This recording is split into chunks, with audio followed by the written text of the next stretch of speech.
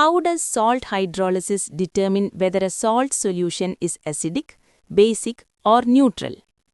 നമ്മൾ വിചാരിക്കുന്നത് എല്ലാ ഉപ്പും അഥവാ സോൾട്ടും ന്യൂട്രൽ ആണെന്നാണ്, അല്ലേ? ആസിഡും ബേസും ചേർന്നാണ് സോൾട്ടും വെള്ളവും ഉണ്ടാകുന്നത് എന്ന് നമുക്കറിയാം. എന്നാൽ ചില സോൾട്ടുകൾക്ക് അസിഡിക് സ്വഭാവമുണ്ടെന്ന് പറഞ്ഞാൽ നിങ്ങൾ വിശ്വസിക്കുമോ? അതുപോലെ ചിലതിന് ബേസിക് സ്വഭാവവുമുണ്ട്.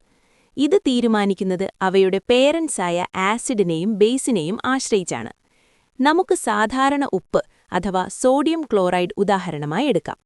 ഇത് സ്ട്രോങ് ആസിഡായ HClഉം സ്ട്രോങ് ബേസായ സോഡിയം ഹൈഡ്രോക്സൈഡും ചേർന്നാണ് ഉണ്ടാകുന്നത്. രണ്ടും സ്ട്രോങ് ആയതുകൊണ്ട് ഫലം ന്യൂട്രൽ ആയിരിക്കും. എന്നാൽ അമോണിയം ക്ലോറൈഡിന്റെ കാര്യം അങ്ങനെയല്ല.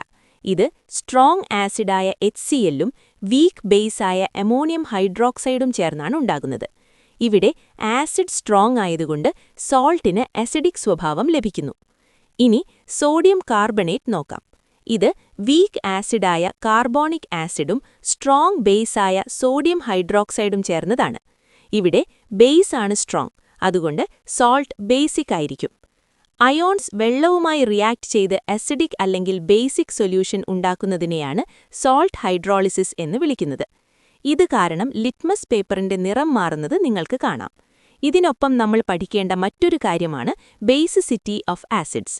ഒരു ആസിഡ് മോളിക്യൂളിന് എത്ര H+ അയോൺസ് നൽകാൻ കഴിയും എന്നതാണിത്.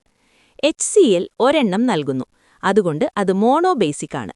സൾഫ്യൂറിക് ആസിഡ് 2 എണ്ണം നൽകുന്നു, അത് ഡൈബേസിക് ആണ്. ഫോസ്ഫോറിക് ആസിഡ് 3 എണ്ണം നൽകുന്നു, അത് ട്രൈബേസിക് ആണ്. കെമിസ്ട്രിയിലെ ഇത്തരം ചെറിയ നിയമങ്ങൾ അറിഞ്ഞാൽ റിയാക്ഷൻസ് പ്രെഡിക്റ്റ് ചെയ്യാൻ എളുപ്പമാണ്. വീട്ടിലുള്ള സോപ്പ് സൊല്യൂഷൻ ബേസിക് ആണോ എന്ന് നിങ്ങൾക്ക് ലിറ്റ്മസ് ടെസ്റ്റ് വഴി നോക്കാം. സോപ്പിലുള്ളത് ഫാറ്റി ആസിഡിന്റെ സോൾട്ടാണ്. സ്ട്രോങ് ബേസ് ഉപയോഗിക്കുന്നതുകൊണ്ടാണ് സോപ്പ് ബേസിക് ആകുന്നത്. ഈ കൺസെപ്റ്റ് എക്സാമിന് വളരെയധികം സഹായിക്കും. ഈ വീഡിയോ നിങ്ങൾക്ക് ഇഷ്ടപ്പെട്ടെങ്കിൽ ലൈക്ക് ചെയ്യാൻ മറക്കരുത്. അടുത്തതായി ഏത് വിഷയത്തെക്കുറിച്ചുള്ള വീഡിയോ ആണ് നിങ്ങൾ ആഗ്രഹിക്കുന്നത്? നിങ്ങളുടെ അഭിപ്രായങ്ങൾ കമന്റ് ചെയ്യൂ.